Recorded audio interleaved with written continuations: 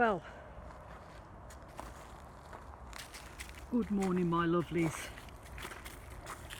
and welcome to a bitterly cold, frosty, slightly brighter, middle of the week Wednesday morning. I hope you're all well. Well lovelies, this cold snap doesn't seem to be easing up.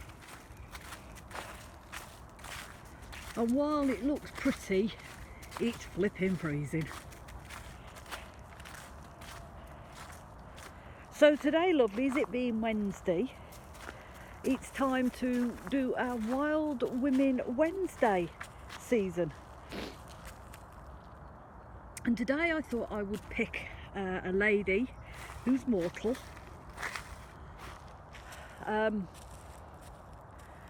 She should be classed as an inspiration and a hero and a heroine to every woman out there. This is a lady who wasn't happy with the way things were going and how women were treated. Put her life and those of her followers on the line in order to bring about justice. I am, of course, talking about the heroic, the wonderful, the amazing Emmeline Pankhurts. Most people here in the UK will know who Emmeline Pankhurst is. If you know, you might know a little bit about her. She's known for the suffragette movement. You may know a lot about her. It's because of her we are thankful that us women get the vote. So she was born in July of 1858, and she was born into a family with lots of political views. As children, the girls were encouraged into the political side of things. Everybody had their say, and they were known for being not political activists, but known within the political circle.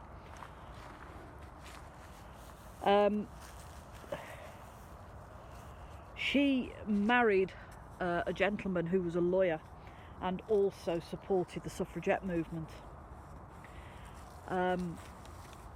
Emmeline, being annoyed and not happy with the way things were going towards women, decided that, you know, women should have the vote, they should be allowed to have the vote, because don't forget, during her time women were not allowed much of anything. They weren't allowed, once they were married, you know, they weren't allowed to have their say, they weren't allowed bank accounts, they weren't allowed to work, they weren't allowed the vote. If they got divorced, their children and all that they owned was taken off them, because that was the way of the land then. The men got everything, the men had the say. So not being immensely happy with the way things were going and, you know, women not having a say in their own lives, Emily formed the suffragettes in order to try and persuade the government of the time to give women the vote.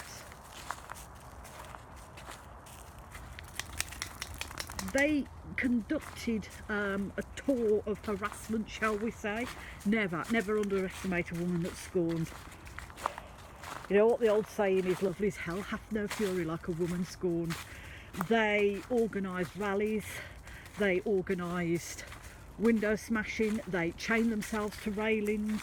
There are a few incidences of petrol bombings, fire starting. They did it all in order to try and attain the attention to them, in order to put their point across. Come on, good girl, let's go.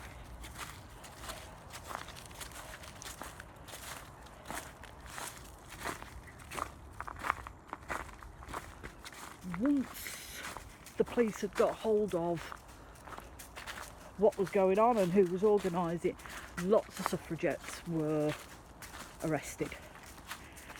And a lot of brutal punishment was dished out, because at the end of the day they were only women.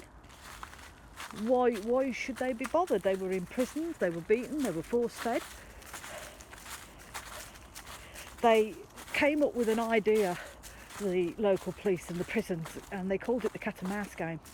What they would do is they would arrest these women who went on hunger strike.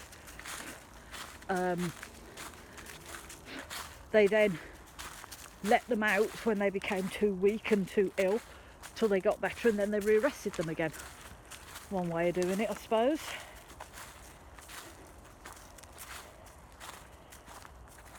One poor woman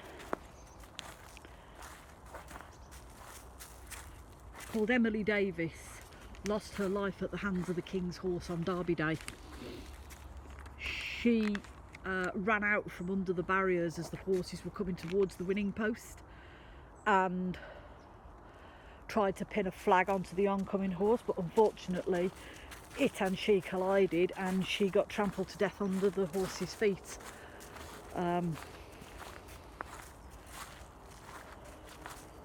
Which was a shame, really.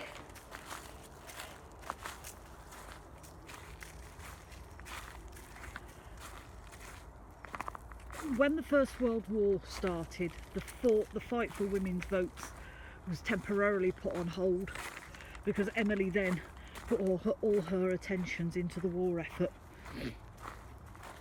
to help our soldiers and the families during the war. After the war, the government gave the vote to women who were over 30, which is a start.